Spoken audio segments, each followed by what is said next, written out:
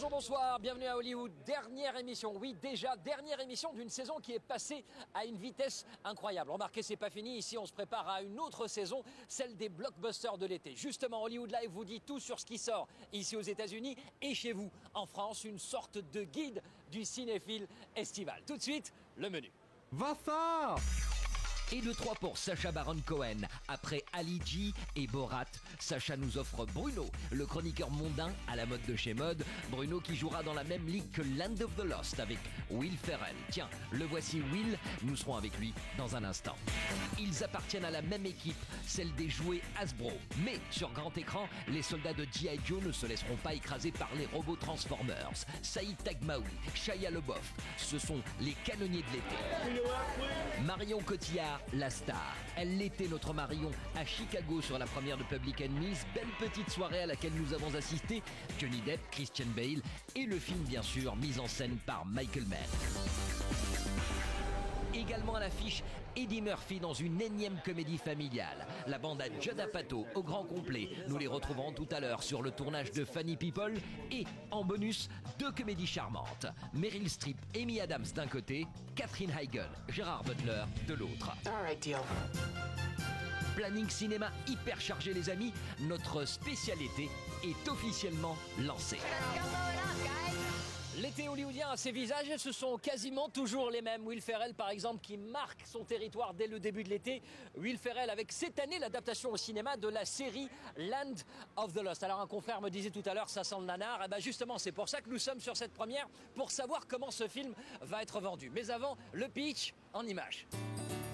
This is nonsense. Voyager dans le temps, c'est possible, affirme un paléontologue que personne, bien évidemment, ne prend au sérieux. Mais, avec l'aide de deux autres explorateurs, Will Ferrell s'embarque dans un vortex spatio-temporel, j'adore ce mot, et se retrouve projeté dans un monde où le passé, le présent et le futur coexistent en même temps.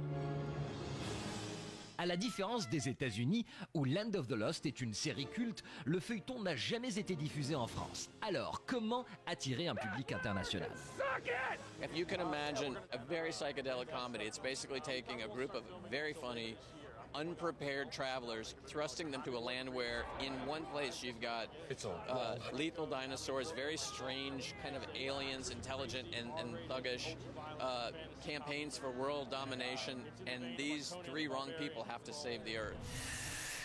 Brad Silberling cherchait toutefois à coller le plus possible à l'esprit de la série, à l'époque tournée entièrement en studio. Le réalisateur a créé ce qu'il a appelé un environnement high-tech, low-tech, c'est-à-dire donner l'impression aux spectateurs de regarder un vieux science-fiction de série B en utilisant les effets spéciaux les plus chers et les plus perfectionnés. Tout est donc exagéré. Universal paid out something like $4 billion to get the genetic code for a dinosaur and recreated one. It was then hit by a car, so we were so bummed. So we only got like 2 days of shooting.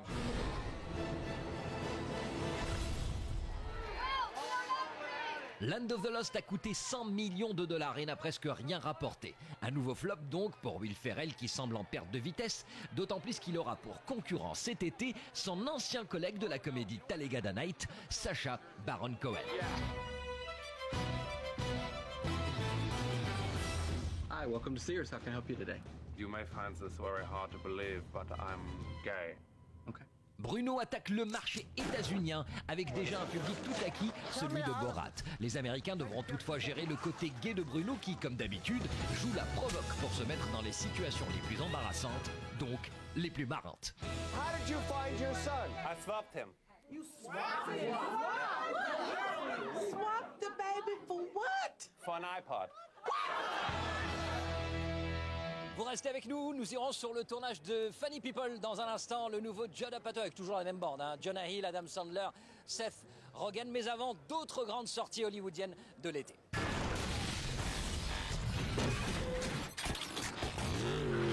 Transformers 2, lancement réussi. Les robots de Hasbro ont toujours leurs fidèles. Megan Fox a de plus en plus de fans sur Facebook et Twitter. Et Shia LaBeouf continue à éviter les journalistes comme s'il avait des choses à nous cacher.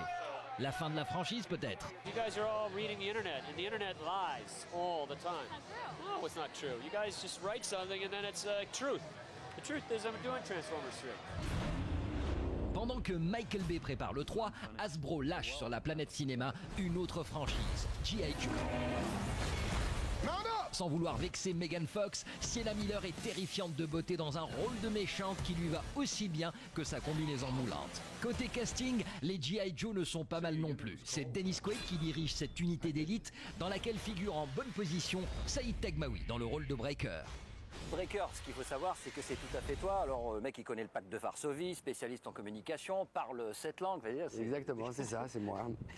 Ouais, non, c'est le mec qui est le petit génie, là, tu sais, comme dans Mission Impossible, il y avait toujours un mec un peu très technique comme ça, en informatique, etc. Et c'est le personnage que j'interprète. Reste à savoir maintenant qui de Transformers ou G.I. Joe détrônera en fin de parcours Harry Potter et le Prince de Sang Mêlé. La sortie de ce 6e volet avait été retardée de 11 mois pour pouvoir construire plus de salles IMAX. Et qui dit salle IMAX dit billets plus chers, donc plus de recettes.